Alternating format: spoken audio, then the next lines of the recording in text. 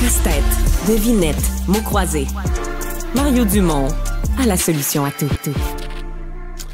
Avec nous en studio, Marie-Laurence Delaunay, pour parler de cette tendance. Marie-Laurence, bonjour. Cette tendance d'attaque envers des boutiques de téléphonie cellulaire qui ont quand même, on l'oublie, là, un inventaire assez juteux là, en stock. Là. On dit que c'est maintenant les nouvelles bijouteries parce que tu sais, quand tu te rentres dans une bijouterie, souvent les portes vont être verrouillées.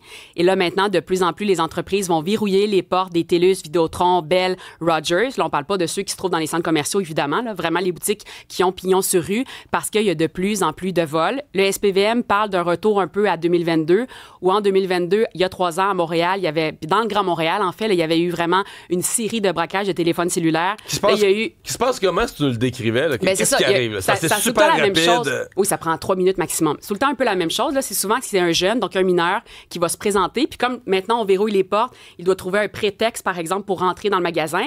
Et là, il y en a eu un récemment à Boucherville. Donc, c'est un jeune qui se présente. Lui, il dit « Je viens apporter mon CV ».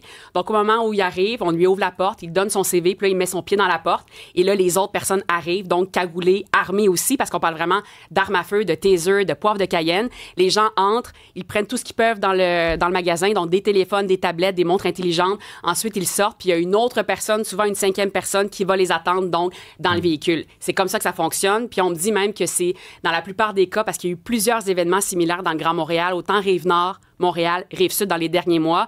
Et c'est souvent des mineurs qui sont recrutés, donc, par d'autres personnes. Il y a eu un cas récemment où là, il y a 3 personnes qui ont été arrêtées pour un vol sur la Rive-Sud, en Montérégie, puis on dit vraiment que c'est 2 mineurs, puis l'autre qui est majeur, il y a peut-être 18 ans et demi, là. Donc, c'est des gens qui seraient recrutés, par exemple, sur Facebook ou sur Snapchat et qui repartent avec ça. Donc, ils arrivent avec un sac, ils remplissent leur sac. Parce que exactement. là, à 1500 pièces du téléphone... Jusqu'à 2000 maintenant, jusqu'à là, exactement. 2000, ça monte vite, là. Tu peux facilement faire une razzia de je sais pas, 50, 100 000 pièces. Oui, mais tu vas le voir dans le prochain extrait, là, où c'est même plus que ça. On parle de dizaines de milliers de dollars. Et là, il y a vraiment énormément de conséquences parce que, oui, ça vaut cher quand même, mais tu vas voir que, en tout cas, je vais te faire entendre l'extrait tout de suite. Là, c'est une femme qui, elle, a été témoin dans un vol de TELUS à Boucherville. Elle arrivait pour entrer dans le magasin, puis les voleurs sont arrivés juste avant elle.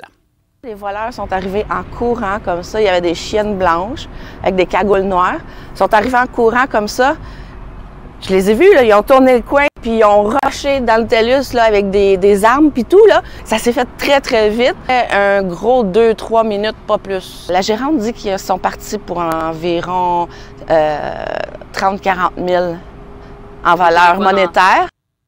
Ouais. C'est beaucoup, mais le personnel reste relativement traumatisé là, de ces attaques-là. Là. C'est fou parce que c'est difficile d'avoir des chiffres là, sur le nombre de vols. La SPVM n'en avait pas, par exemple. Il y en a eu quelques-uns. Tous les vols ne sont pas nécessairement déclarés non plus. Mais chaque fois, dans les dernières semaines, que je suis tombée sur un employé qui travaillait encore une fois chez TELUS, Rogers ou peu importe, il y avait eu un événement. Il y a 2 semaines, je me suis rendue dans une boutique à Montréal, puis le propriétaire me dit qu'il avait été, la semaine d'avant, menacé avec un taser. Il y a un autre employé qui me dit que ça fait 4 ans qu'il a arrêté de travailler dans le domaine, puis parce qu'il est en arrêt de travail, parce que justement, il a été menacé avec une arme à feu.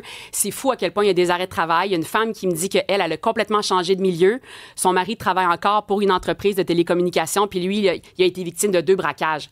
Donc là, si vous vous demandez pourquoi maintenant les portes sont verrouillées, puis pourquoi on vous demande des cartes d'identité aussi, parce que les gens se sont rendus compte que quand on verrouille les portes, c'est correct, mais toi, Mario, t'arrives, puis t'as l'air de Mario Dumont. Mais là, finalement, t'as une arme à feu, puis t'as réussi à entrer en raison de ton visage. Mais là, c'est pas assez. Fait que là, maintenant, les employés barrent la porte et demandent 2 cartes d'identité, puis ça commence à être difficile de rentrer dans une boutique, faire un vol si la personne c'était qui. Donc, il y a ça, mais les gens, souvent, ils disent comment ça, on demande des cartes d'identité. Bien, c'est justement pour des raisons de sécurité.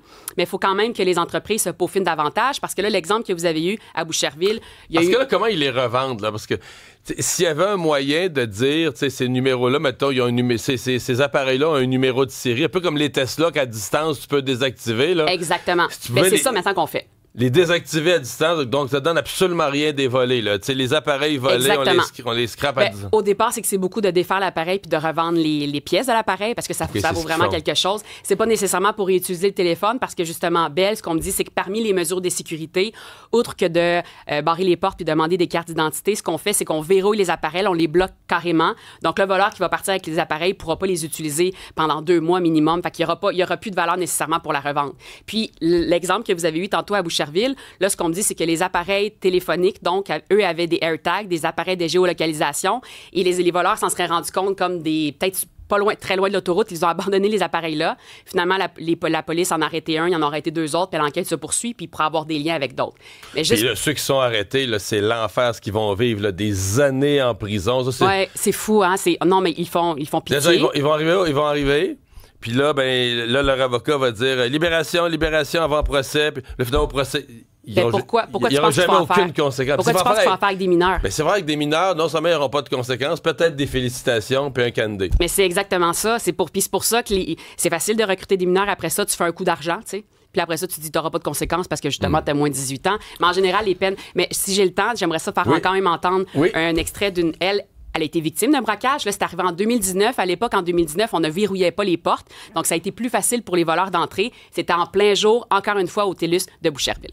Je vais m'en rappeler toute ma vie comme si c'était hier. Dans le fond, on était en train de faire l'ouverture, puis on était en train de faire le ménage de la boutique, donc on passait le balai et tout. Puis il y a 2 individus armés qui sont rentrés, habillés de chiennes de travail, tu sais, avec les croix jaunes. À ce jour, j'ai encore de la difficulté avec les gens qui travaillent dans la construction. Puis le gars, il tapait avec son couteau, il nous a pointé avec le fusil. Une fois qu'on a ouvert le coffre-fort, ils ont juste sorti un sac, ils ont rentré le bras dans le coffre-fort, ils ont tout mis. Téléphone, tablette, montre intelligente. Je ne reverrai plus jamais personne. Là. Ma famille, j'avais fait le deuil dans ma tête là, que cette journée-là, on mourrait. C'était fini. Là.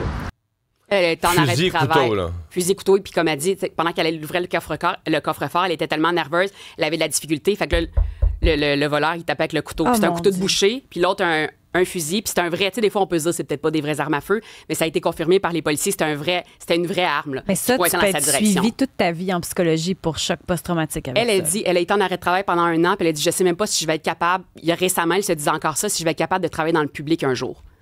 Puis on la comprend, il y a quelqu'un sur la messagerie qui dit normalement les magasins ont les numéros de série, ils peuvent blacklister les cellulaires utilisables au Canada ou en Amérique du Nord. Ces téléphones-là sont souvent ensuite envoyés dans d'autres pays où là, ils peuvent être utilisés. Comme les véhicules, les vols de véhicules, c'est la même chose. Ça se déplace plus facilement des téléphones, mais entre autres, oui. Merci Marie-Laurence. Plaisir. Au revoir.